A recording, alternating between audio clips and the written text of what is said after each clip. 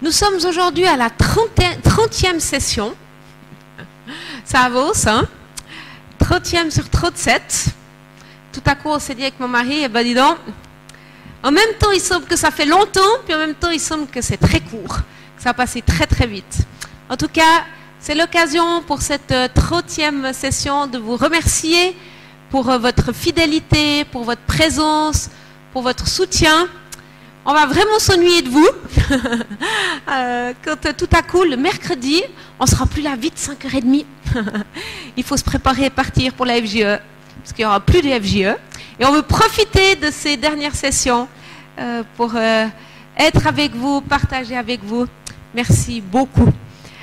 Dans cette session, il était annoncé sur l'affiche pour ce 18 avril, les relations de la famille. On a un peu modifié le thème sur vivre Dieu en famille. Et je sais qu'il y en a peut-être ce soir qui est là parce que Yvonne vous a téléphoné en vous disant il faut absolument venir ce soir, c'est le couple. Eh bien, elle a été trop rapide, Yvonne, parce que le couple, c'est la semaine prochaine. Parce qu'évidemment, quand on parlera du couple avec mon mari, on va parler du couple en couple. Voilà, ça sera mieux. Donc, voilà. Mais comme Darren, qui est en visite pour quelques semaines en Côte d'Ivoire, a dit, Yvonne, c'est pas grave, si le Seigneur les veut ici, c'est qu'il a quelque chose pour eux ce soir aussi. Donc, on est confiant que vous n'allez pas repartir trop frustrés de cette soirée non plus. J'aimerais commencer par une question. Vous commencez à être habitués que quand je viens, j'aime poser des questions. Mais elles ne vont pas être trop difficiles, je crois, ce soir, contrairement à la semaine passée.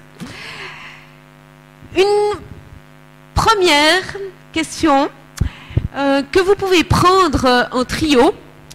Donc vous tournez, et c'est celle-ci. Comment est-ce que vous expliquez la différence entre vivre Dieu en famille et vivre en temps avec Dieu en famille?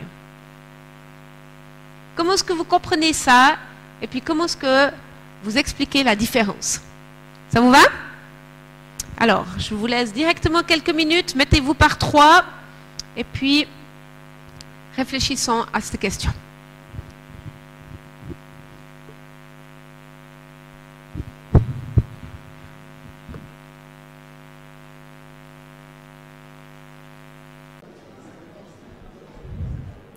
François va passer vers vous, vers certains des groupes, et puis on va entendre quelques réponses de votre part. Alors, si vous avez envie de partager, vous pouvez faire un petit signe à François. Il est plutôt de les fonds, donc il va revenir, il va arriver vers vous sur les devants. Là où se trouve François, si quelqu'un aimerait partager. Voilà, voilà. Merci d'écouter. Alléluia. Ok, nous dans notre groupe, la première question c'est comment expliquez-vous la différence entre vivre Dieu en famille? Nous, on a dit comme ça que vivre Dieu en famille, c'est que toute la famille recherche Dieu, chacun individuellement, mais de façon commune. On sent que la présence, chacun cherche Dieu de façon commune, de façon quotidienne.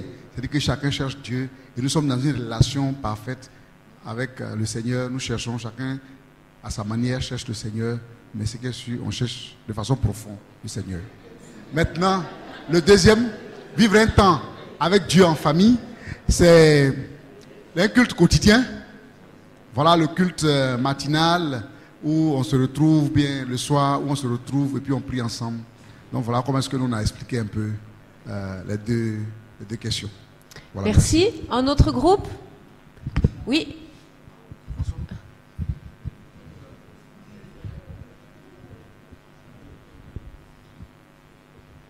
Bon, nous on a la première question, vivre Dieu en famille, c'est toute la famille.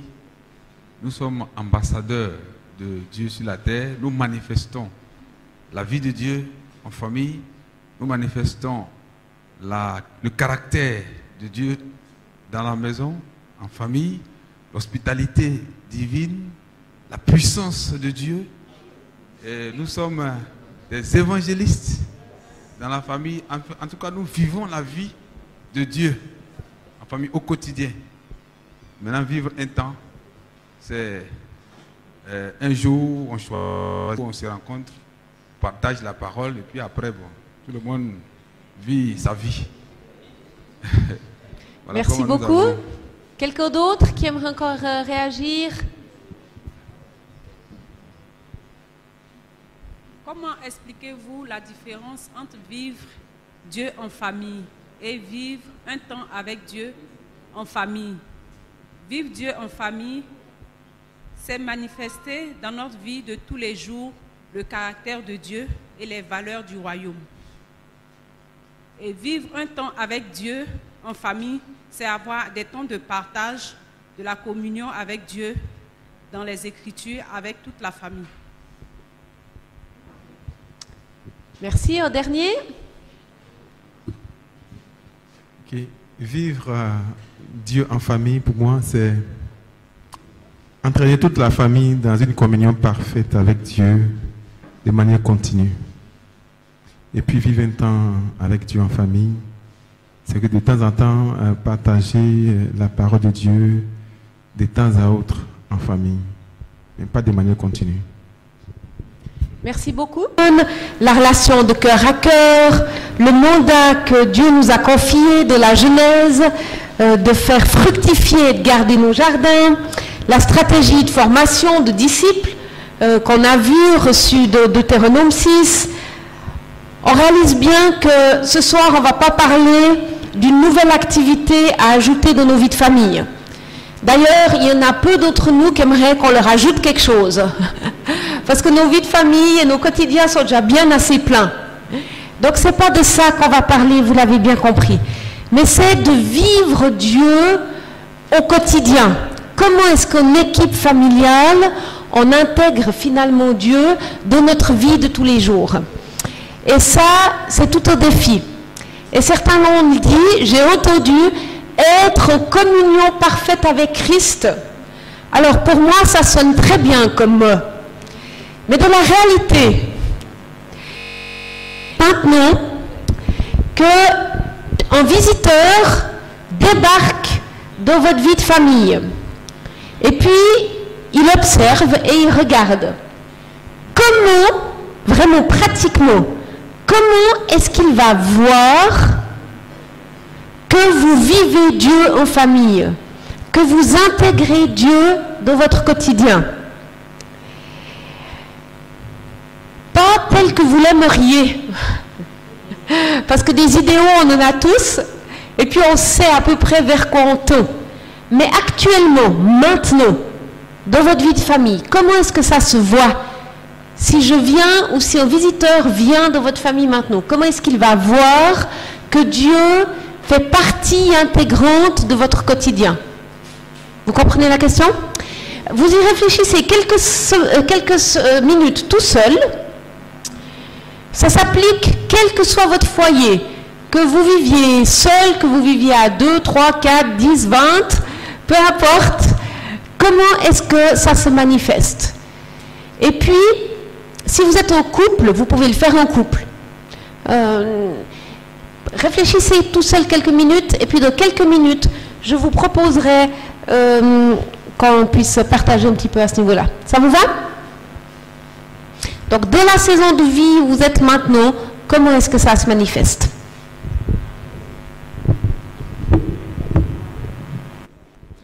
Alors, on va écouter quelques propositions. François va repasser vers vous. Et puis, on espère que dans chaque foyer, dans chaque endroit, il y a au moins une manifestation. Non, c'est qu'il y en a au moins une. Donc, n'hésitez pas, si François vous tend le micro pour partager une ou deux choses avec nous sur comment est-ce qu'on voit finalement que la présence de Dieu est intégrée dans notre quotidien. Vas-y, François.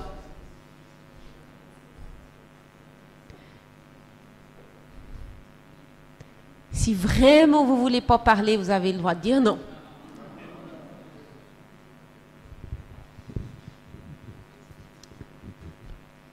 Bonsoir. Bonsoir. Comment un visiteur va voir si Dieu est intégré dans notre quotidien? Je dirais pour moi, le fait même de lui ouvrir la porte de chez moi, ça prouve déjà que Dieu est à l'œuvre. C'est vrai. Et de deux... Pardon? Ah, vous n'avez pas entendu? Bon, j'ai dit le fait d'ouvrir ma porte à un visiteur, oui. Déjà, il sait que Dieu est à l'œuvre dans ma vie et dans ma famille. C'est vrai, l'hospitalité. Voilà. Et deuxièmement, s'il est avec nous, tous les actes que nous posons seront empreints, je dirais, de l'amour de Dieu. Nous n'allons pas faire des choses en cachette devant lui, mais nous allons le matin, lorsque nous avons notre temps de prière, méditation, nous allons l'inviter à venir avec nous. Merci. Il y a beaucoup de choses qui... Mais chacun sait comment faire pour que le visiteur sache que Dieu est dans notre maison. Merci beaucoup. Moi, j'ai noté peut-être quelques points. Donc, l'accueil qu'on réserve peut montrer donc qu'on a intégré Dieu, la liberté, la bonne humeur dans nos relations, c'est-à-dire la famille entre elles. Voilà. Merci. D'autres éléments? Merci. Bon, je voulais être pratique. Bon, si par exemple le visiteur est là et qu'il y a un enfant qui fait quelque chose qui n'est pas bien, la manière de reprendre l'enfant et l'encourager que la prochaine fois il pourra bien faire, c'est le signe aussi. C'est-à-dire il faut être soi-même. Il faut être soi-même et dans le caractère des enfants, dans le pardon, dans l'accueil comme il a dit, dans la réception, dans vraiment la transparence, que le visiteur voit un peu le caractère de Dieu dans ce que nous faisons. Pas que nous sommes parfaits, mais dans ce qu'il voit, il voit la lecture. Au travers de nos faits et gestes, il voit un peu ce que Dieu nous demande de faire, ce que Dieu nous demande de faire dans notre pardon, dans notre encouragement, dans nos partages. Bon, je prends un exemple général, peut-être avant de prendre le repas, s'il venait juste avant le repas, c'est vrai que nous allons rendre grâce à Dieu avant de prendre le repas, mais dans nos partages, dans nos façons de faire, il doit découvrir les qualités de Dieu. En bref. Merci beaucoup. On a entendu jusqu'à présent hospitalité, pardon, amour de les relations, l'accueil, inviter Dieu dans les actions qu'on va entreprendre. Il ne vous loupe pas, hein? Il a vraiment envie que vous partagiez. Je crois que les choses... Ah, un petit aparté. Je crois que les choses ont été pratiquement dites. Hein? Ok. L'accueil, le bon accueil, et puis la paix dans la maison, la relation entre nous et nos enfants. On doit pouvoir voir l'amour qu'on a pour nos enfants, la façon de les traiter. On doit pouvoir constater qu'il y a toujours de l'amour derrière. Voilà. Et puis, voilà. Et puis à table aussi, quand on mange à table, les thèmes qu'on développe, les échanges entre nous et nos enfants doivent pouvoir faire transparaître, n'est-ce pas, notre état d'esprit dans la maison. C'est-à-dire que Dieu est avec nous, Dieu est au centre de ce qu'on fait. Voilà. Je crois que c'est un peu tout. Hein. Maintenant, comme l'a dit mon époux de souffle, là, alors, ceux qui restent un peu longtemps avec nous, ils sauront qu'il y a des cultes de famille, et voilà, il y a des cultes de famille. Et puis, j'avais dit à mon épouse tout à l'heure que, mais ça, on n'a pas encore fait, mais c'est ce qui serait sur la table qu'on fasse. C'est que si, par exemple, un visiteur arrive après les salam alek, c'est-à-dire après les premières salutations, on doit pouvoir recommander la présence de la personne chez nous au Seigneur, pour que tout ce qui sera fait soit fait dans la quiétude devant le Seigneur. Voilà. Pour qu'ils sachent qu'on est heureux qu'ils soient avec nous, avec le Seigneur. Voilà. Merci beaucoup. Tu peux retenir ton idée, on y reviendra, des choses qu'on aimerait appliquer par la suite. Encore quelqu'un qui aimerait s'exprimer?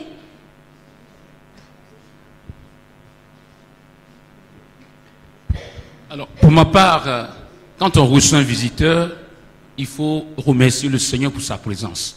Il faut prier avec le visiteur. Et à la fin de la causerie aussi, il faut prier avec lui. Alors, ça montre que, vraiment, notre priorité, c'est Dieu. Voilà. Vous le faites? Vous le faites? Vous le faites. C'est intéressant dans ce qui a été... Je vais juste échanger. Hop. Dans ce que vous avez partagé, il y a comme ça des réponses qui suscitent beaucoup de remous. Hein? Je disais, ce qui est intéressant, ce qui est ressorti beaucoup en premier, c'est l'hospitalité, c'est les valeurs chrétiennes qui sont sorties. Beaucoup de vos premiers partages. Et puis, ensuite est venu des taux de prière, le culte aux familles, qui sont aussi des aspects où on montre que Dieu est intégré. Et c'est intéressant, finalement, de dire comment est-ce qu'on perçoit Dieu, comment est-ce qu'on implique Dieu de manière visible dans notre quotidien et qui fait finalement la différence. Et j'aimerais y revenir avec vous tout bientôt. On est tous d'accord que c'est un défi. Et si on ne sait pas pourquoi on fait les choses, pourquoi est-ce que c'est important de vivre ce Deutéronome 6, qui est la stratégie que Dieu nous a donnée, je ne vais pas revenir sur cet enseignement, eh bien, aux premières difficultés, on va s'arrêter. Car on n'aura pas le pourquoi, ça manquera de sens. Et puis finalement, est-ce qu'on va faire tant d'efforts si on ne sait pas pourquoi on doit faire tant d'efforts? Quand il n'y a pas de vision, dans Proverbe 29, 18, il nous est dit, le peuple, j'ai mis plusieurs versions et j'ai trouvé intéressant, est incontrôlable, sans frein, il se détraque. Heureux celui qui garde l'enseignement. Et je crois que pour nous, on pourrait remplacer ce soir le terme de le peuple par la famille. Quand il n'y en a pas de vision pour notre famille, quand on ne sait pas pourquoi on fait les choses, pourquoi c'est tellement important d'intégrer ce Deutéronome 6 et de le vivre. Tu enseigneras la loi d'Éternel ton Dieu lorsque tu te lèves, lorsque tu te couches, lorsque tu voyages, lorsque tu es à la maison. Donc dans le quotidien, si on ne sait pas pourquoi on fait ça, eh bien on va avoir une famille qui est incontrôlable, qui est sans frein et qui se détraque. Je trouvais que c'était assez parlant. Et puis quand on voit les familles autour de nous, finalement, pour plusieurs, on peut se dire, on voit ça.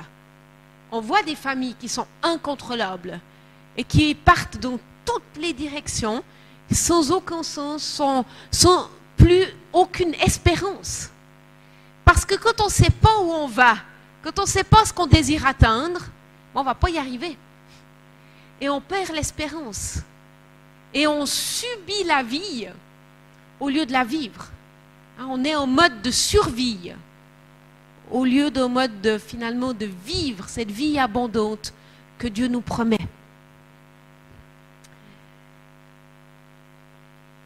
Quand je donne cet enseignement au fil des années, on a beau être tous convaincus par la vision et dire oui, amen, c'est juste. Bien sûr qu'on veut vivre ces choses-là. Bien sûr qu'on a compris. Et ça fait maintenant des mois qu'on vous répète la vision de ce Deutéronome 6. On a bien compris, c'est bon. Mais quand on arrive confronté au quotidien, eh bien, et de la réalité de nos vies de famille, généralement, je peux résumer toutes les excuses qu'on me donne en 4 catégories. La première, c'est super ce que vous partagez, mais vraiment, on n'a pas le temps. Moi, ce que je trouve assez surprenant, c'est que généralement, on a le temps pour ce qui est important pour nous. On a tous que 24 heures dans nos journées, c'est une réalité. Notre vie, elle est pleine et elle déborde. L'école ici et dans d'autres pays aussi prend énormément de temps aux enfants. La plupart de votre travail aussi, vous partez tôt, vous rentrez tard, c'est un défi. Néanmoins, on continue quand même à trouver le temps pour ce qu'on a jugé important. Même si des fois, c'est un peu par défaut. Mais quand vous regardez le nombre d'heures investies, pas de loin, pas pour tout le monde, mais devant les écrans, devant la télé, les gens ont le temps de faire ce qu'ils ont décidé de faire. Donc c'est vrai. Et moi, je me réjouis d'être délivrée de cette gestion du temps qui est limitée pour nous. Dieu, il a ce privilège d'être dehors du temps. Nous pas. C'est 24 heures, c'est tout le temps là. Hein. Cette montre qui tourne tout le temps, tac, tac, tac, tac, tac. Ça nous met sous pression. On doit gérer ça. Et chaque fois qu'on regarde l'heure, c'est l'heure. Hein? Ou c'est déjà trop tard. C'est vrai. C'est compliqué cette gestion du temps. Cette limite sur l'être humain, elle est compliquée. Néanmoins, j'aimerais nous suggérer qu'on a le temps pour ce qu'on juge important. Et que d'établir des priorités de notre vie, c'est important. Pour qu'on puisse être sûr d'aboutir et de mettre en place et d'avoir du temps pour ce qu'on a envie de développer. Et comme je vous l'ai dit ce soir, je ne suis pas en train de vous enseigner d'ajouter quelque chose dans votre vie de famille. C'est plutôt dans ce qu'on fait déjà et ce qui est dans notre quotidien, comment intégrer de manière encore plus visible Dieu.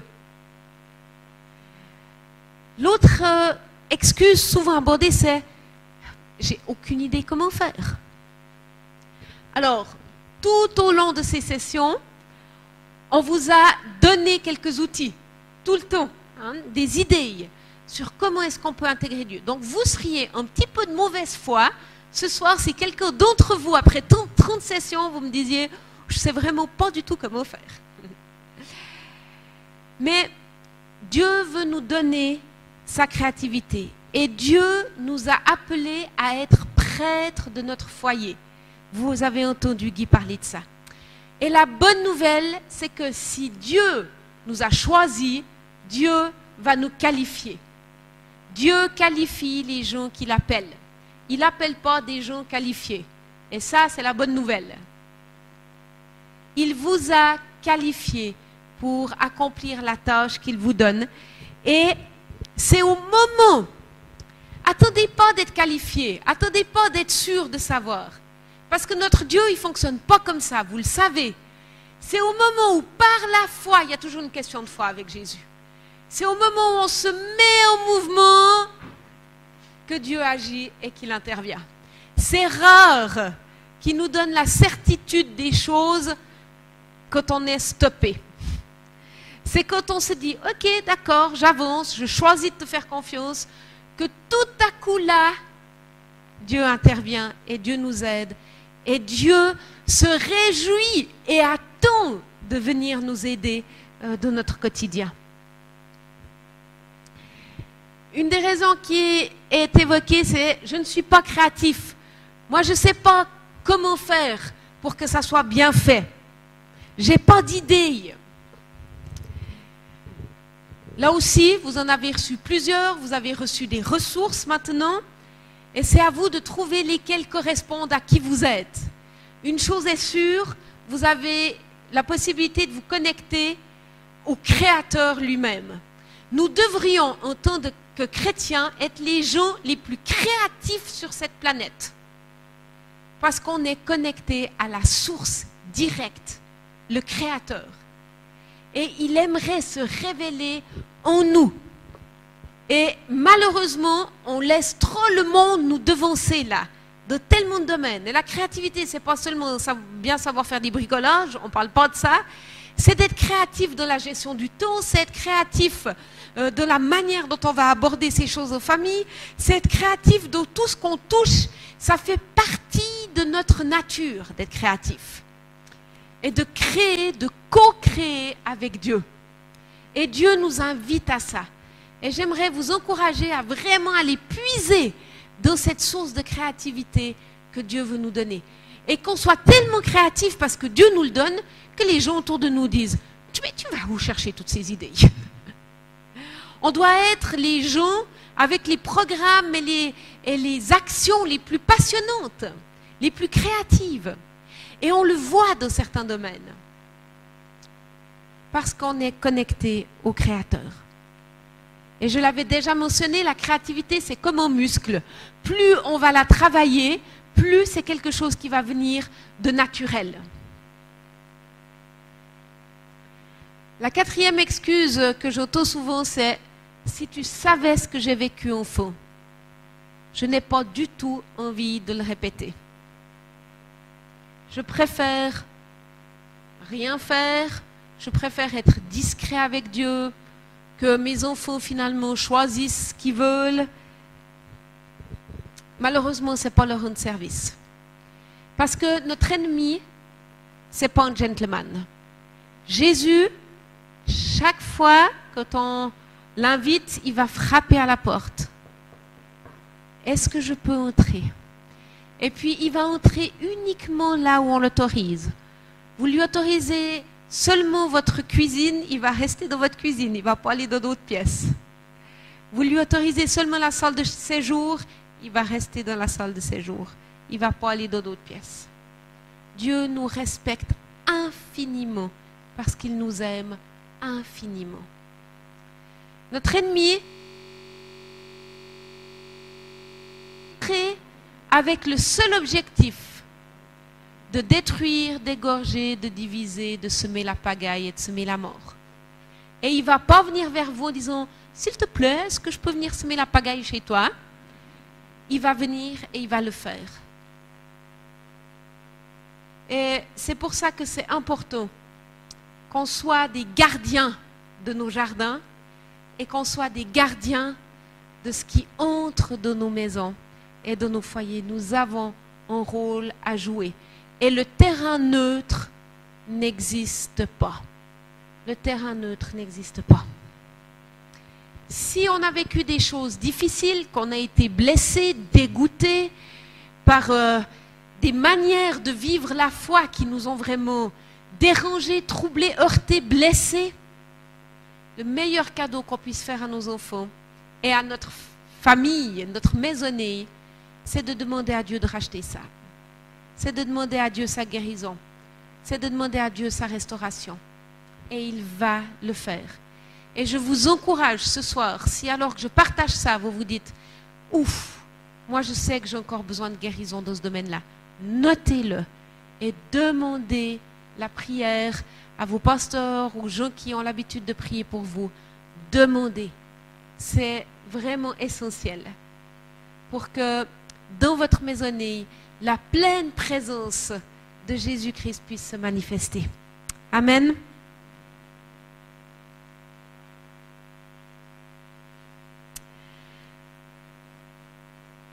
Concrètement, intégrer Dieu dans la vie de tous les jours, c'est un réflexe à acquérir.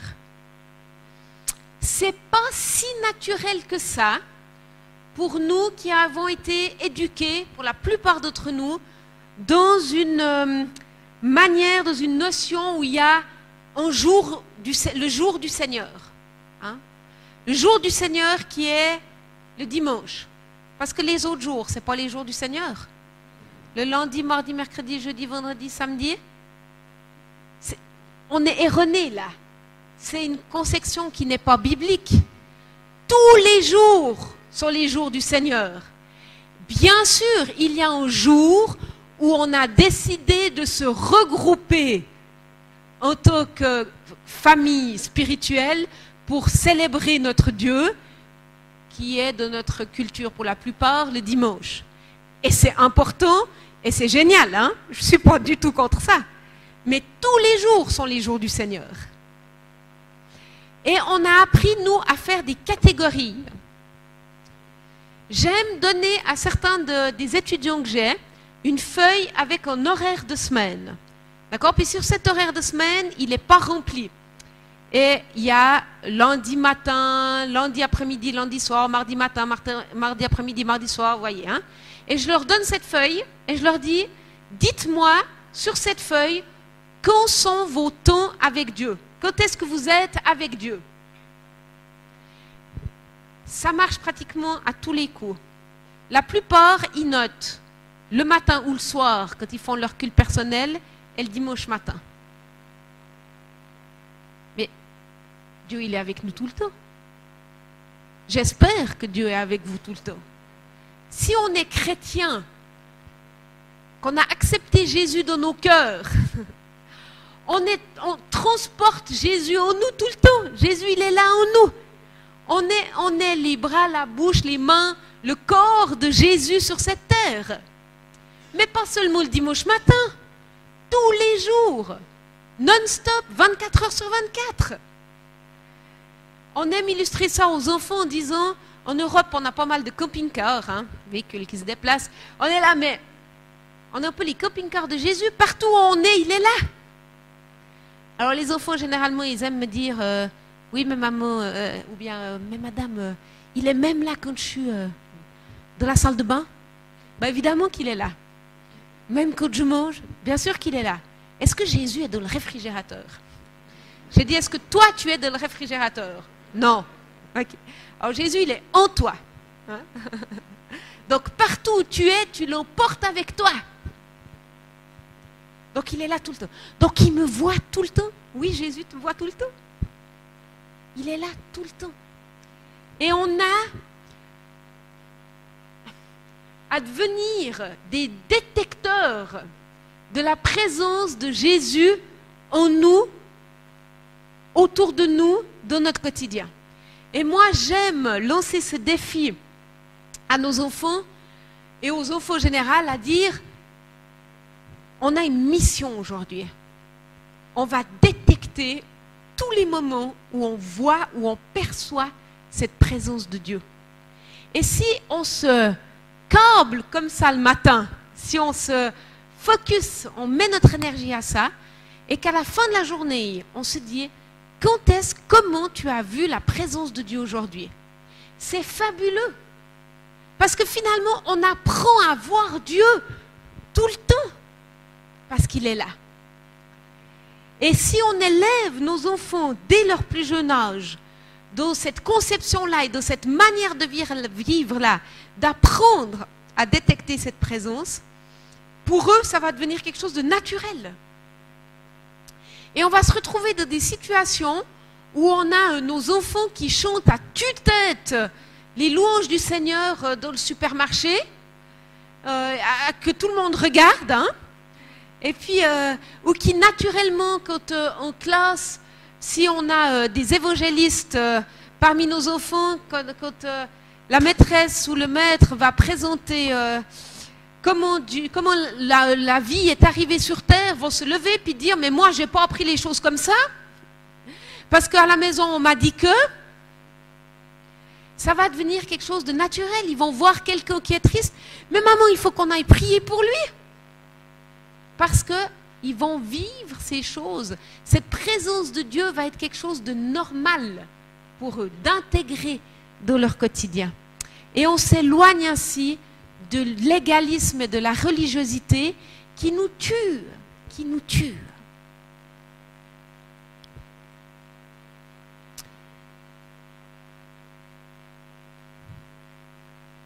La présence de Dieu est passionnante. Et on n'a pas besoin de créer des choses pour la rendre intéressante. Qui sommes-nous pour faire ça?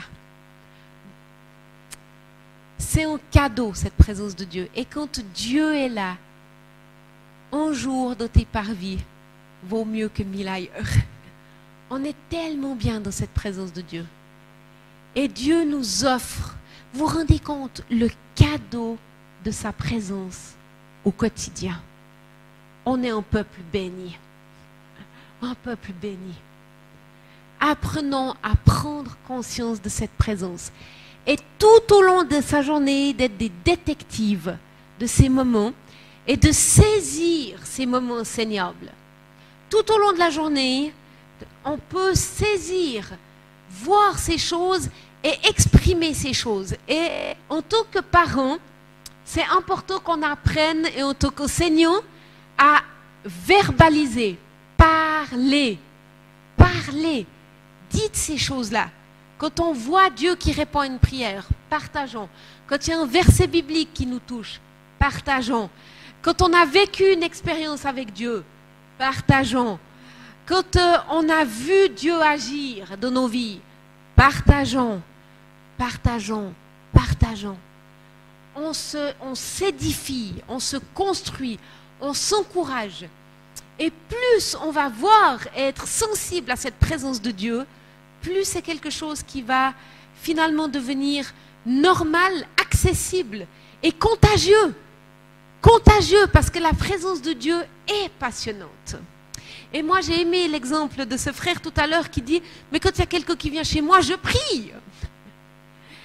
Et prier, on n'a pas besoin de dire « Alors maintenant, fermons les yeux, joignons les mains, pochons la tête. » Non, on peut le faire de manière naturelle.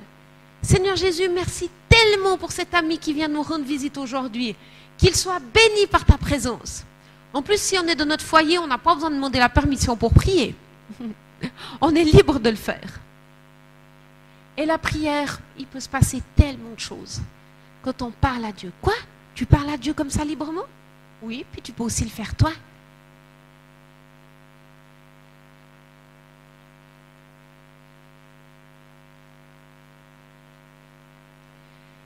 C'est important de construire avec qui on est. Parce que la présence de Dieu, on va la saisir de manière différente. Certains d'entre nous, on va plus être sensibles à certains éléments que d'autres.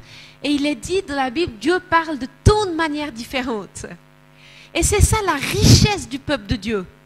C'est que ensemble, quand on va se partager, quand on va se retrouver, on va prendre conscience de cette présence de Dieu.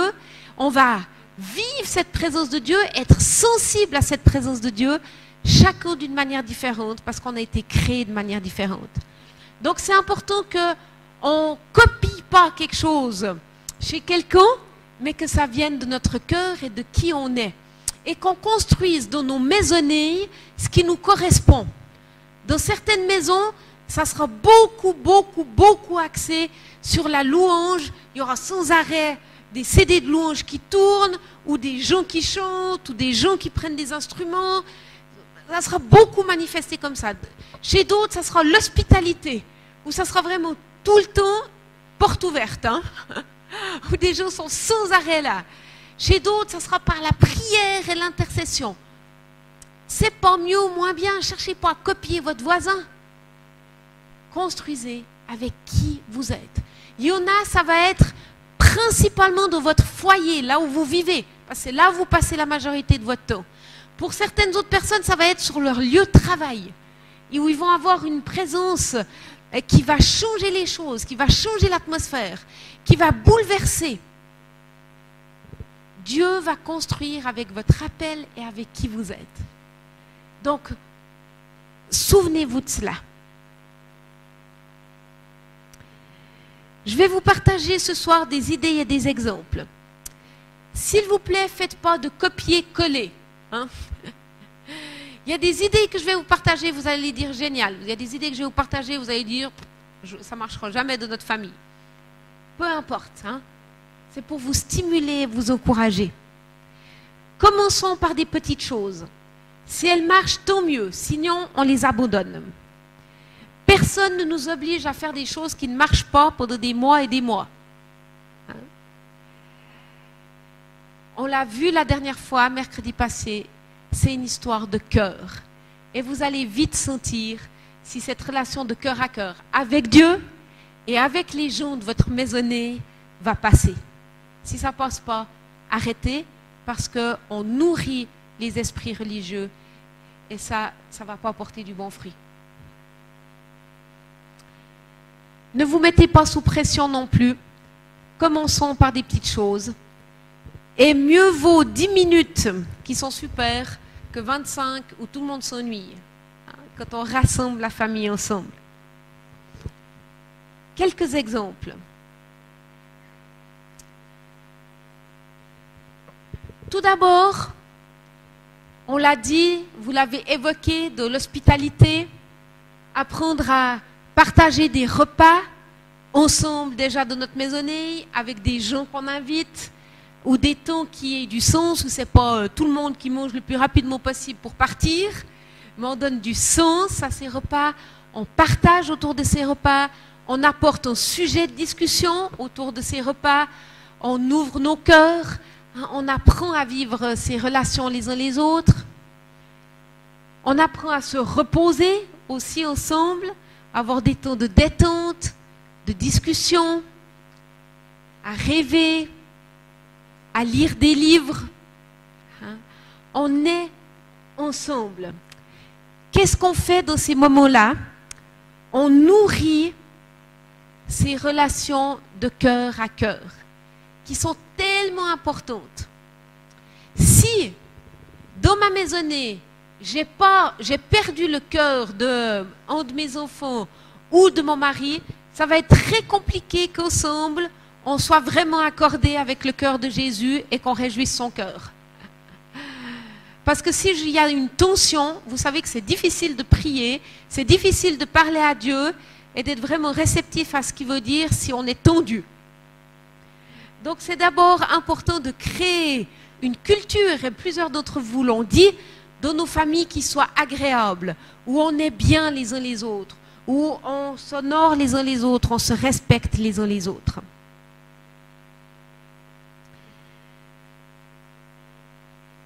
Il y a des familles qui font du sport ensemble. Il y a des familles qui jouent ensemble. Il y a des familles qui cuisinent ensemble. Dans quelle situation Dieu est-il le plus réjoui? Voir une famille qui joue ensemble avec plaisir ou voir une famille qui tire la tête en attendant que le moment de louange se termine enfin? Pourtant, on pourrait se dire, oui, mais là, on fait quelque chose de bien pour Jésus. Vous avez tous saisi la réponse à ça. On a bien sûr un des aspects qui montre que Dieu habite notre quotidien, c'est de lui parler. Si quelqu'un est là avec nous, dans notre maisonnée, on va lui parler. Vous imaginez quelqu'un qui vient chez vous et puis vous lui adressez pas la parole, c'est un peu bizarre, hein? Il ne va pas rester très longtemps. Si Dieu est chez nous, on va lui parler. Parler à Dieu, c'est la prière. Quelque chose de naturel, qui s'exerce. Bien sûr, la plupart de nos temps de prière sont avant le repas, avant de dormir, et c'est des bonnes traditions. Mais on peut prier pour d'autres choses que simplement pour prier pour que la nourriture soit sanctifiée et puis pour que l'enfant dorme bien ou qu'on dorme bien. Il y a plein d'autres aspects qu'on peut développer. C'est important, je l'avais déjà évoqué, de garder nos sujets d'intercession, de les noter, qu'on puisse prier en tant que famille, qu'on ne saute pas d'une chose à l'autre, mais que dans notre maisonnée, on puisse avoir des signes qui montrent qu'on prie jusqu'à ce que, et que ces choses elles soient affichées, dessinées, matérialisées d'une manière ou d'une autre, écrites, par des pierres, peu importe, mais qu'on puisse se souvenir de ce pourquoi on prie. Parce que vous allez voir que quand les gens vont voir ces choses-là, eh bien, on va nourrir ces prières tout au long de la journée parce qu'on va les voir. Je vous avais donné cet exemple. Nous, on avait mis des pétales de fleurs, où on avait mis nos sujets de prière. Il y a des familles qui ont fait des tas de pierres pour construire un hôtel. Plein d'idées que Dieu peut vous donner. Maintenant, nous, avec les plus grands, c'est sur nos ordinateurs. On a les sujets de prière qui sont imprimés. Mais souvent, on retrouve nos enfants devant les sujets, en train de prier, et puis nous aussi. Ça nous rappelle cela. Et c'est important qu'on se souvienne de ces choses-là. Dans les manières de prier, on vous a présenté tout plein de manières créatives pour qu'on puisse prier avec des jeunes enfants aussi. Et puis, bien sûr, on avait également évoqué le fait de prier en langue, d'intercéder, de combattre, toutes ces choses-là qu'on peut vivre en famille. La louange, c'est pas que des chants. Dans beaucoup de familles, il y a des chantres, et vous avez ce don-là. En Afrique, vous avez ce don de la louange, et cette joie, et c'est un tel régal de vous voir adorer Dieu et louer Dieu. Ne privez pas votre maison et votre maisonnée de louange. Et gardez pas cela pour le dimanche matin ou les réunions d'église, s'il vous plaît. Pratiquez ces choses-là dans vos foyers, que ça devienne naturel. J'aimerais bien, quand je cours dans les différents quartiers là d'Abidjan, entendre plus de foyers où résonne la louange.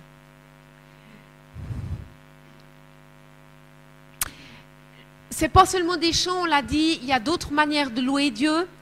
On peut louer Dieu, on vous a montré quelques manières aussi ici, en écrivant un psaume, en parlant aussi à Dieu, en prenant un objet qui représente une qualité de Dieu, plein de manières différentes aussi pour louer Dieu.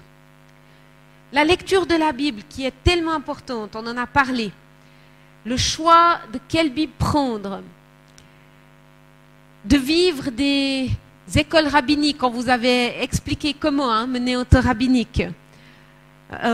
Vous aurez bientôt comme livre de ressources le livre que Guy a écrit sur une passion pour la Bible. Il vient de partir à l'impression, donc avec tout plein d'idées pour vous aussi, mais variez. Souvent on tombe dans une routine où on s'ennuie au bout d'un moment. Variez les approches, mais saturez votre maison de la lecture de la Bible et de versets et qu'on soit nourri de cette parole-là qui fait une différence. Apprendre des versets par cœur, on vous a aussi montré maintenant différents moyens de le faire. D'écoute de la voix de Dieu. On a aussi travaillé ces choses-là. Pas seulement l'écoute de la voix de Dieu pour les grandes choses, mais par exemple, si on décide d'inviter régulièrement des gens chez nous, on a parlé de cette question de l'hospitalité. Comment vous choisissez?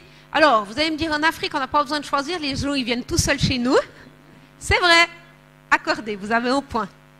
Mais un jour, vous décidez peut-être d'inviter quelqu'un. Vous pouvez décider aux familles. Eh bien, on va prier pour savoir qui c'est qu'on désire inviter dimanche après le culte. Ou bien, qui c'est qu'on désire... Est-ce qu'il y a quelqu'un que Dieu nous met à cœur d'aller rendre visite ou d'apporter quelque chose? C'est ce genre de décision qu'on peut prendre en famille. Ou bien, on a envie de bénir quelqu'un. Eh bien, prions en famille. Qui c'est qu'on va bénir? Comment est-ce qu'on peut le bénir? Prendre ces décisions. Ou bien il y a un changement d'emploi de la famille. Prions ensemble. Qu'est-ce que le Seigneur nous demande? Apprendre à prendre des décisions ensemble.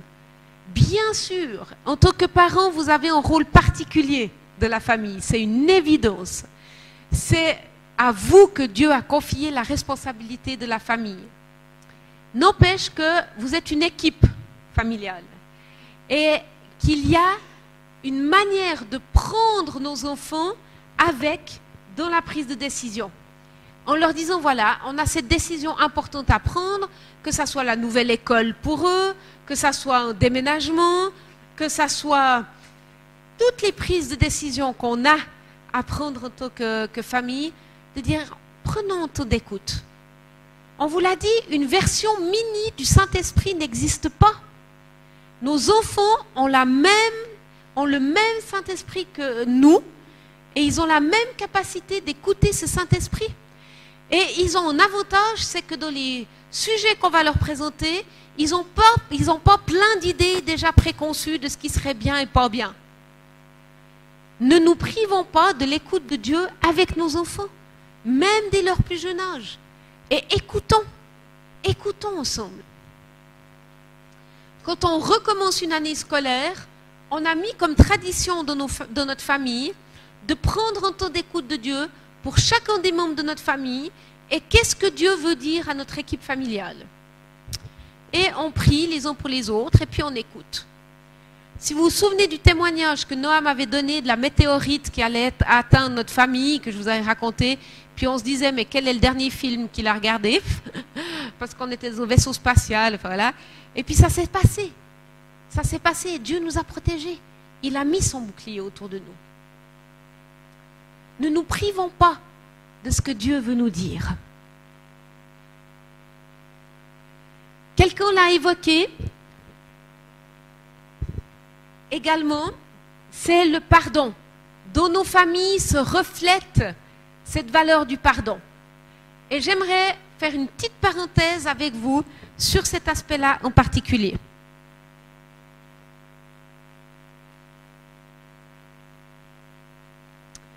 Soyons des hommes et des femmes prompts à pardonner. Vous connaissez tous ce texte de Matthieu 18 au verset 21 et 22 qui dit que Pierre s'approche de Jésus et lui dit « Seigneur, combien de fois est-ce que je dois pardonner à mon frère quand il péchera contre moi? Est-ce que ça sera jusqu'à 7 fois ?» Et le Seigneur lui répond « Je ne te dis pas jusqu'à 7 fois, mais jusqu'à 70 fois. 7 fois. » D'accord, Jésus. Oups. Il trouvait déjà que 7, c'était beaucoup. Hein? Bah, il a 70 fois plus. Ça fait pas mal dans une journée. Hein? Dans toutes les relations qu'on a, on est confronté à un moment donné à des tensions. C'est une illusion de croire que dans une relation, il n'y aura jamais de tension. On arrivera de toute façon, à un moment donné, à une tension. Parce que nous sommes des êtres humains, pécheurs et limités. Voilà, c'est comme ça. On arrive à la compréhension. Notre premier réflexe, quand on a des tensions, c'est de monter notre garde. Et on ferme notre cœur à l'autre. C'est comme ça qu'on fonctionne. Hein? On se renferme. On monte la garde. Tu n'as plus accès à mon cœur. Qu'est-ce qui va réouvrir notre cœur? Il y a des gens qui sont très rapides à réouvrir leur cœur. Puis il y a des gens, il leur faut un peu de temps. Puis il y a des gens, il leur faut beaucoup de temps. C'est un apprentissage. Une clé pour ouvrir le cœur tout à nouveau, c'est le pardon. Le pardon réouvre les cœurs. Et Jésus est très clair à ce niveau-là. On devrait être connus en tant que chrétiens pour être des gens qui sont prompts à pardonner. Et à demander pardon. Dans ce texte, Jésus n'a pas spécifié que c'était les femmes seulement qui devaient demander pardon et les enfants. Allez, je vous provoque un peu, messieurs, ce soir. C'est aussi pour les messieurs. Et je sais que des fois, pour les messieurs, c'est un petit peu plus difficile d'aller demander pardon. Pas pour tous. Je ne tire pas une généralité. Mais ça arrive quand même. Et j'aimerais ici nous encourager. Nous ne perdons pas de notre autorité.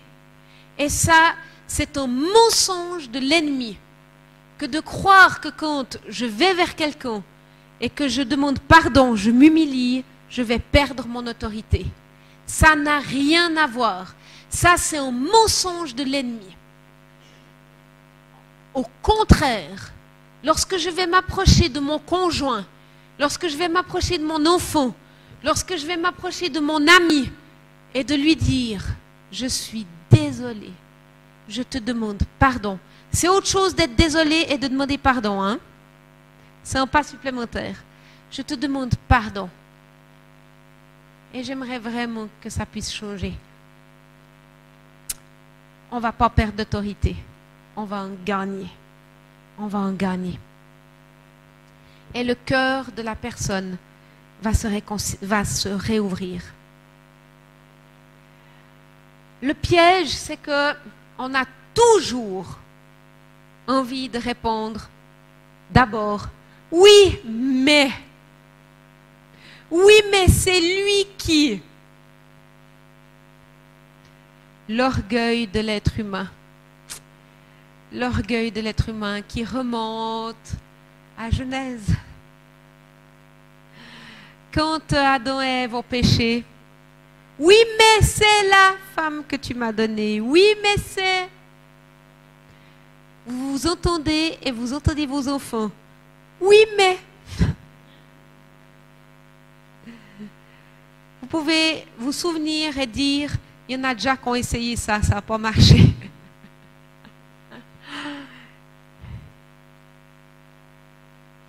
Et là, on se souvient de ce verset de Matthieu qui dit, si tu présentes ton offrande vers l'autel et que tu te souviens que ton frère a quelque chose contre toi, on l'a déjà cité à de plusieurs reprises, Matthieu 5, va d'abord te réconcilier avec ton frère.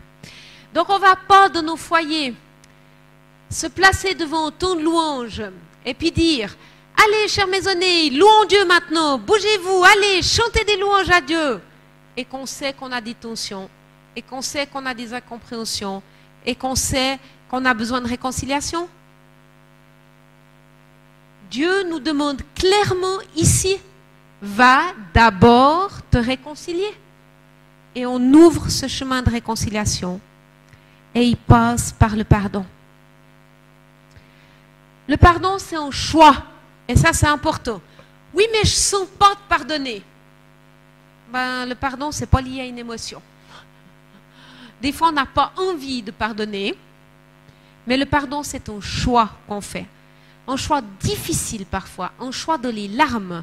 Moi, il y a eu certaines fois, pourtant, je crois que je peux dire que je suis quelqu'un qui pardonne assez facilement et qui demande pardon assez facilement. Mais il y a des fois, j'ai choisi de demander pardon et de pardonner en pleurant. C'était difficile de laisser aller. Mais c'est un choix qui n'est pas basé sur les émotions. Et la deuxième chose, c'est que c'est un processus. Le pardon, c'est pas « j'ai choisi de te pardonner, youpi, alléluia, tout va bien ». Ça prend des fois, quand la situation est douloureuse, difficile, ça prend un peu de temps, ce chemin du pardon. Et il n'y a pas de souci avec ça. La bonne nouvelle, c'est que dans nos familles, nous avons plein d'occasions d'exercer ça. De multiples occasions d'exercer ce choix du pardon et ce processus du pardon. Et qui c'est qui va montrer l'exemple à nos enfants? C'est nous, évidemment. Et ils vont voir comment on gère ça et ils vont le gérer de la même manière que nous. Ce qui m'aide par rapport à cette démarche, parce qu'évidemment, moi, comme vous, j'ai l'impression que c'est toujours moi qui fais le premier pas pour aller demander pardon. Souvenez-vous qu'on pose tous ça. Qu'on pose qu'on est toujours ceux qui faisons le premier pas. Mais n'oubliez jamais que Dieu a pardonné la plus grosse injustice jamais commise. La mort de son fils innocent, pas à 90%, mais son fils innocent à 100%. 100%. Pour nous. Pour nos péchés à nous. Pour mon péché. Donc quand vous trouvez que c'est un peu difficile d'aller demander pardon ou de pardonner, souvenez-vous que Dieu a ouvert le chemin dans une situation encore bien plus terrible que la nôtre.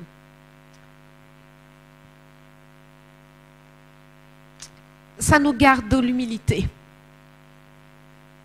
Un exemple à suivre qui est tellement beau. Que le méchant abandonne sa voie et l'homme d'iniquité ses pensées, qu'il retourne à l'Éternel, qui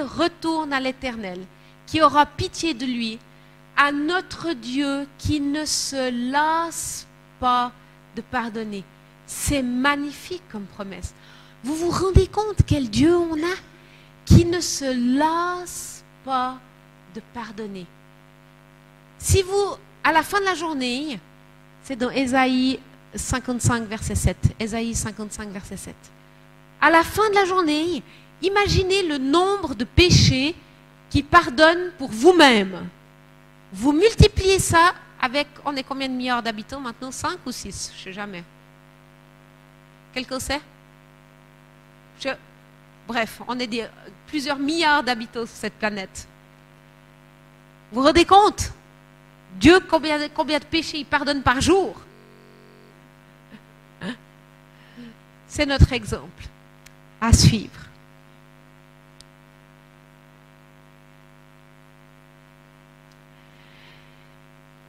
Dans nos vies de famille, j'aimerais suggérer que c'est l'Esprit Saint seul qui convainc. Attention à ne pas manipuler et forcer nos enfants, ni notre conjoint d'ailleurs. Et je sais de quoi je parle. Parce que des fois, on est tellement tenté de dire à nos enfants, allez, demande pardon maintenant. Allez, va. Tu dois demander pardon à ton frère. Vas-y, allez. Le problème là, c'est que ce n'est pas le Saint-Esprit qui leur parle, c'est nous.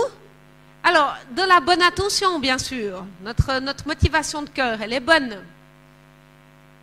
Le problème, c'est que s'il vient après, et c'est arrivé dans notre propre famille, surtout avec mes fils, qui viennent puis qui disent, je pardonne. Puis tu es là, je ne sens pas tellement de cœur là-dedans. J'ai plutôt l'impression que tu demandes pardon pour éviter la punition qui s'en suivrait.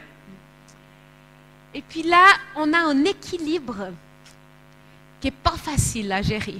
Il y a une tension là. Parce qu'on a ce rôle, évidemment, d'enseigner le pardon et d'amener nos enfants à pardonner et à entrer dans ce chemin, à cultiver ce chemin du pardon. Mais en même temps, si on le force par la crainte, en lui disant « Allez, pardonne maintenant !» ou « Demande pardon !» je ne suis pas sûre qu'on sème du bon fruit dans leur vie. Parce qu'on manipule plutôt en faisant ça que de laisser le Saint-Esprit vraiment les convaincre. Et je suis sûre, en tout cas moi je sais qu'en tant qu'adulte, j'apprécierais peu si quelqu'un venait vers moi en disant « Allez, va demander pardon maintenant, dépêche-toi, c'est ça qu'il faut faire. » C'est une démarche, je crois que j'apprécierais pas tellement. Comment faire? C'est tout un art là, de négocier et d'arriver à cet équilibre. Les encourager à pardonner, à demander pardon ou à pardonner, c'est sûr.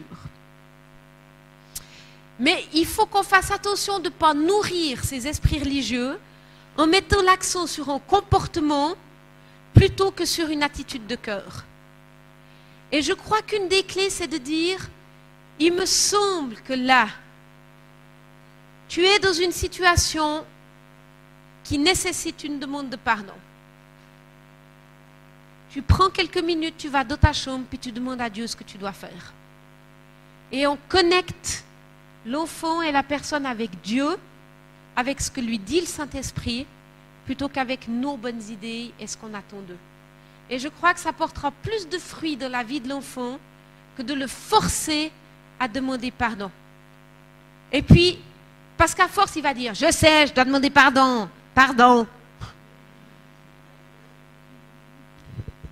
Et je ne crois pas que les fruits à long terme sont bons.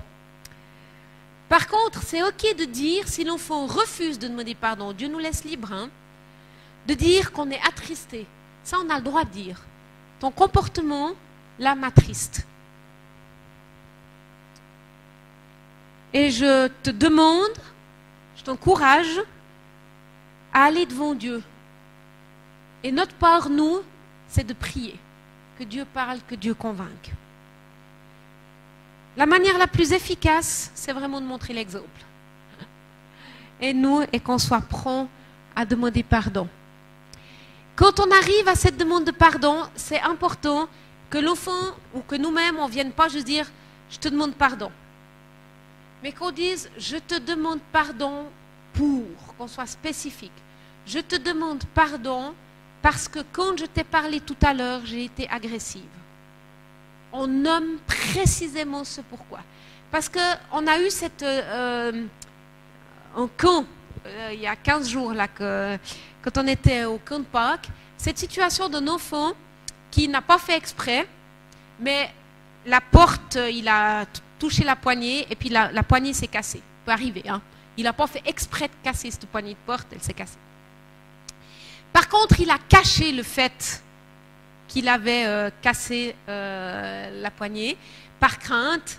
Mais on avait dit au début du camp, s'il arrive quelque chose comme ça, venez dire à un responsable qu'on soit au courant. Donc cet enfant, quand on a vu la situation, qu'on a appris la situation, on a parlé de ça avec l'enfant. Et puis, on l'a envoyé vers Jésus, puis il est revenu. Et puis, j'étais là avec Yvonne, puis il a dit, ben, je demande pardon. Puis je dis, ok, mais tu demandes pardon, pourquoi? Ben, je demande pardon parce que j'ai cassé la poignée. Puis j'ai dit, hé, mon petit gars, t'as pas besoin de demander pardon parce que t'as cassé la poignée. T'as pas fait exprès de casser cette poignée, et puis voilà, c'était pas... C'est pourquoi que tu demandes pardon. Puis on a dû retravailler avec lui le pourquoi. Donc c'est important qu'on puisse vraiment être clair. Hein? Je te demande pardon pour. Et on répond, me pardonnes-tu? Hein? C'est important qu'à la fin, on ouvre. Est-ce que tu me pardonnes? Et que la personne, elle réponde, oui, je te pardonne, non, je ne te pardonne pas. On espère, mais ça arrive des fois. Je me suis retrouvée dans une ou deux situations. Hein? Mais ça, c'est la responsabilité de la personne. Mais on espère que dans la plupart des cas, le pardon soit accordé.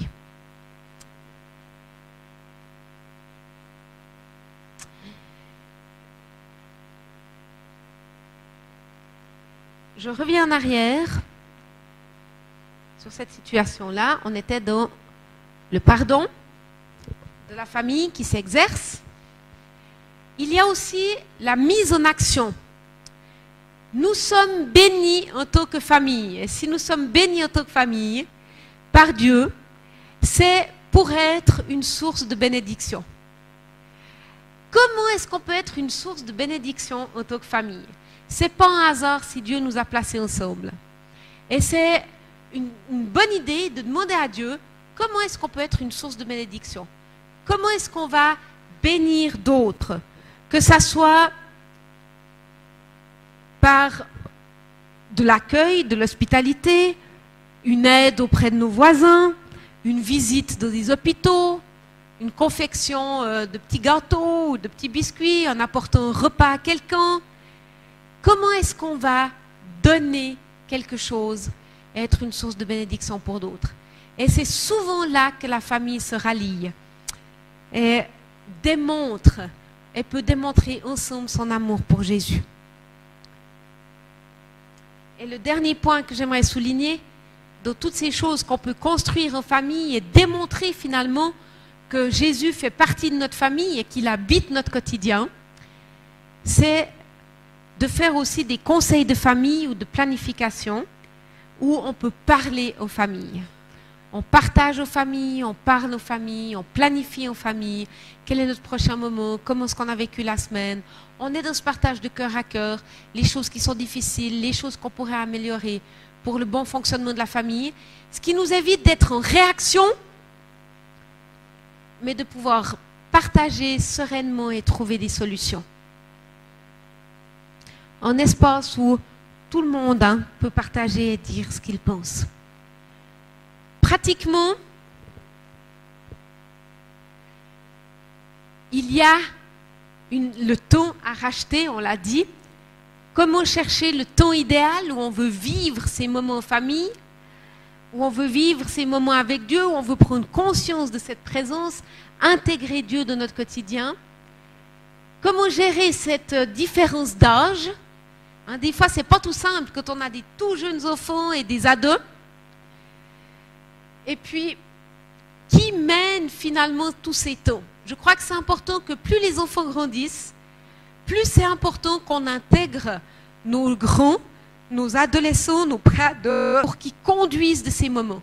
Même de ces moments de repas, même de ces moments où on va bénir d'autres, qu'on laisse la place à nos adolescents, à nos préadolescents, pour choisir, pour mener ces temps-là. C'est un excellent temps de formation. Nos temps de culte du matin aussi, si ça fait partie de nos habitudes, que ce ne soit pas toujours les mêmes personnes qui mènent ces moments.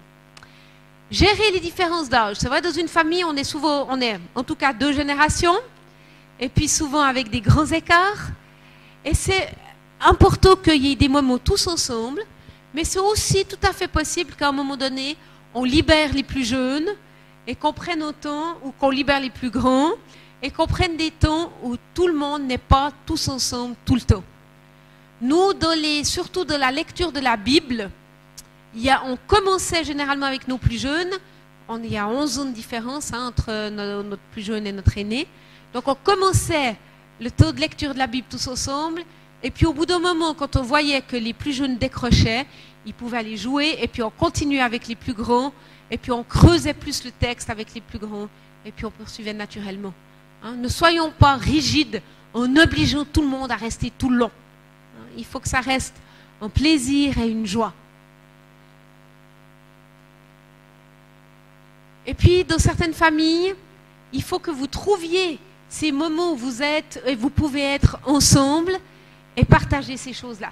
Pour certaines, ça sera plus tôt le matin, d'autres, ça sera tard le soir, d'autres, ça sera au week-end, d'autres, ça sera peu importe. Mais cherchez ces moments et essayez pour trouver les bons moments adéquats, pour être ensemble, mais aussi saisissez les moments où vous pouvez être peut-être avec 1 ou 2 membres de votre famille dans des temps particuliers, parce que tout à coup il y a un trajet à faire, ou tout à coup vous avez un de vos enfants qui rentre plus tôt de l'école, ou tout à coup vous avez un congé en même temps avec votre conjoint. Vous pouvez en faire un moment spécial. Et c'est des moments qui vont nourrir votre communion, nourrir votre vie de famille, où vous allez pouvoir apprendre à détecter encore plus cette présence de Dieu et intégrer Dieu encore plus dans votre quotidien. Afin d'illustrer tout cela, j'aimerais laisser la parole à Yves pour un témoignage. Bonsoir. J'aimerais dire merci à Dieu pour ce moment. Car mon témoignage, elle a déjà parlé de ça dans son enseignement. Je suis centrafricain d'origine, je travaille au Mali. Je suis centrafricain d'origine, je travaille au Mali. Ma femme est togolaise et on travaille tous avec les enfants, responsables des enfants. Mais il faut dire que c'est difficile. Juste après notre mariage, c'est difficile pour nous de pratiquer tout ce qu'elle vient de nous enseigner. Parce que pour moi, apprécier ma femme devant elle, c'était pas moi. En tout cas, je reconnais ses valeurs, ses qualités. Je peux dire à son absence, voilà, ma femme est telle, ma femme est telle. Mais la dire comme ça, c'est difficile pour moi. Et un jour,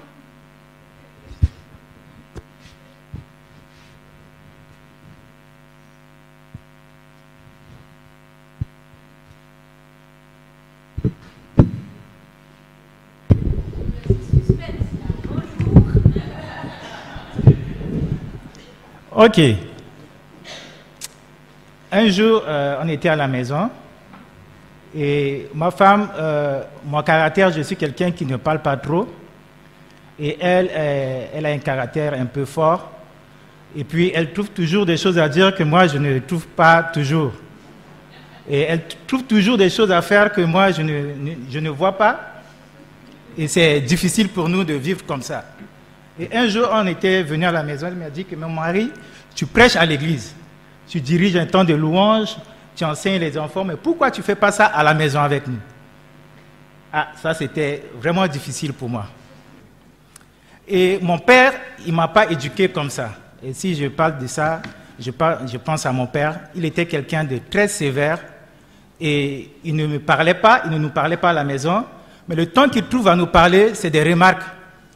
Et j'ai grandi avec ça. Si bien que parler avec ma femme, mes enfants à la maison, c'était vraiment une chose difficile pour moi. Mais je préfère être avec les amis.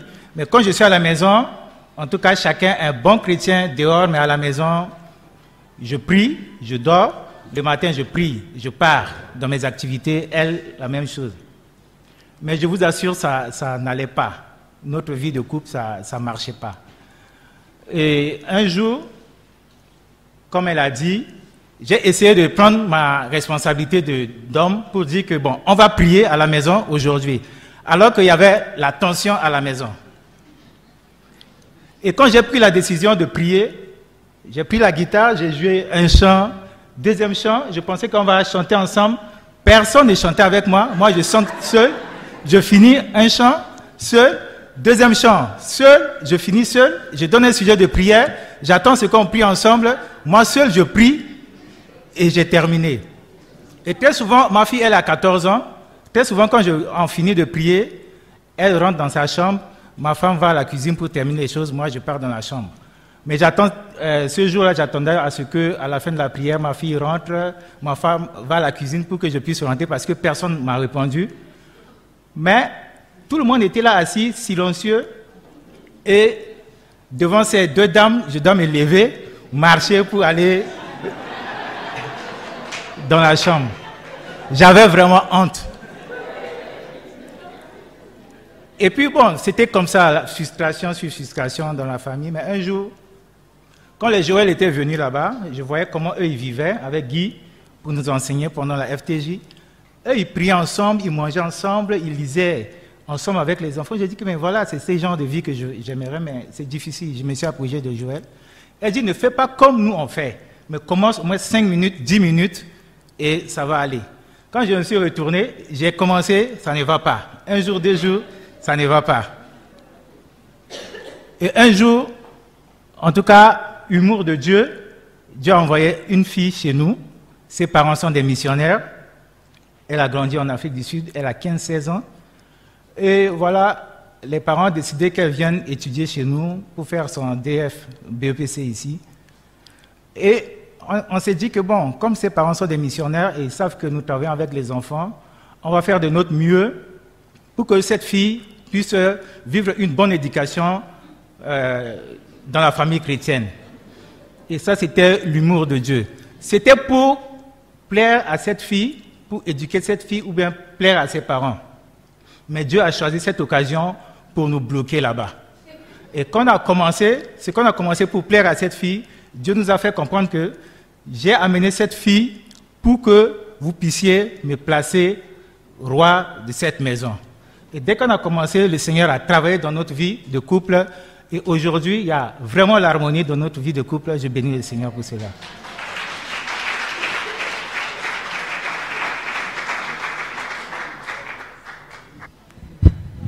Merci beaucoup Yves pour ton partage du cœur, nous avoir ouvert un petit peu de ton foyer. Et puis dans ce que tu as partagé, on a tous pu se reconnaître à différents niveaux. Donc merci beaucoup de nous avoir encouragés et partagé ainsi.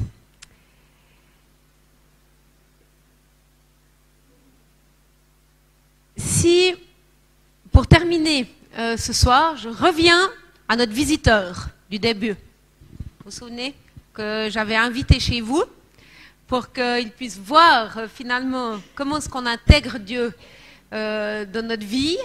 On vous aviez sorti plusieurs éléments. S'il revient dans quelques années maintenant, d'accord?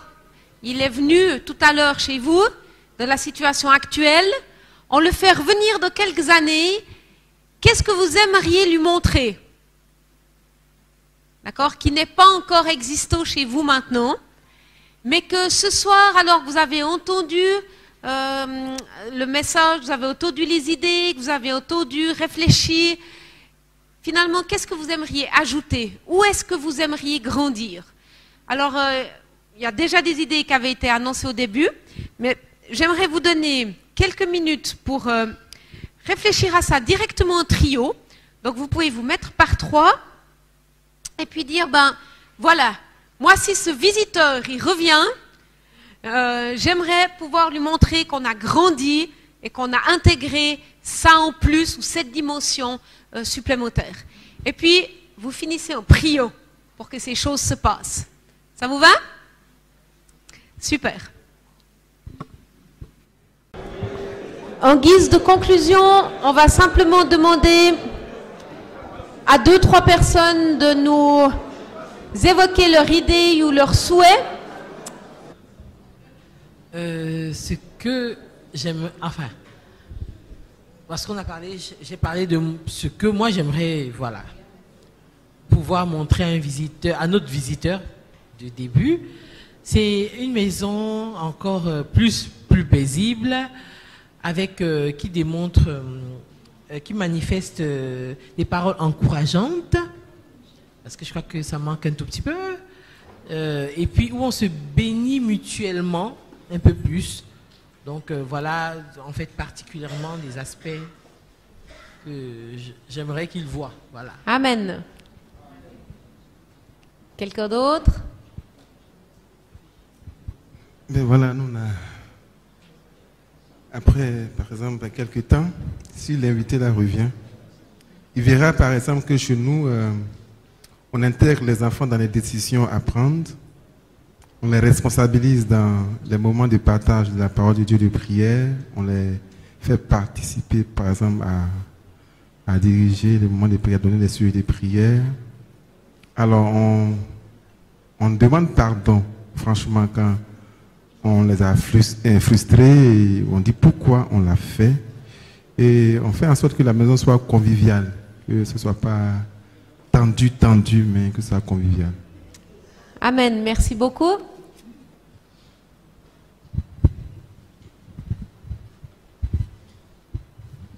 Ok.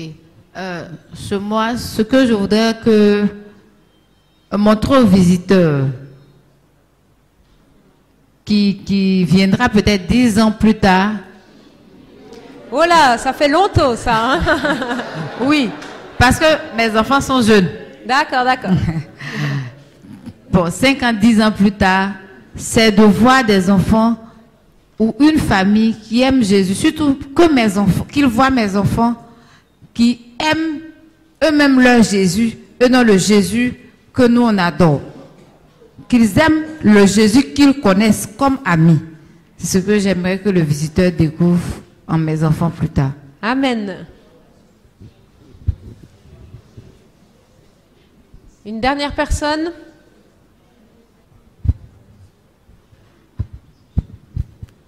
Pour ma part, je souhaiterais partager aux visiteurs les témoignages de ce que Dieu a fait parce que nous sommes restés attachés à lui.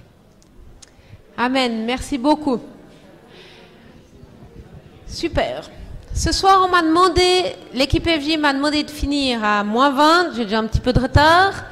Donc, je vais m'arrêter. Je profite juste de faire une annonce. Merci beaucoup pour les partages. Merci d'avoir couru ce soir, François. Tout d'abord, je vous ai déjà fait l'annonce pour le 12 mai, pour le samedi. Si vous avez des outils que vous connaissez pour la formation des couples et des familles, que vous avez vécu, vous savez le nom, qui sont accessibles, profitables, que vous avez trouvé bien et qui sont disponibles ici en Côte d'Ivoire, s'il vous plaît, approchez-vous de Guillaume, ça sera plus simple. Vous pouvez aller vers Guillaume, lui dire. Et le samedi 12 mai, l'idée c'est que vous ayez l'espace pour présenter ce programme parce qu'on a envie de partager les ressources existantes pour former les couples et les familles. Donc s'il vous plaît, approchez-vous de Guillaume, dites, et puis surtout, soyez sûr que vous soyez présent ou que quelqu'un qui représente cet outil, qui peut l'expliquer, soit présent. Et puis sinon, on se retrouve mercredi prochain.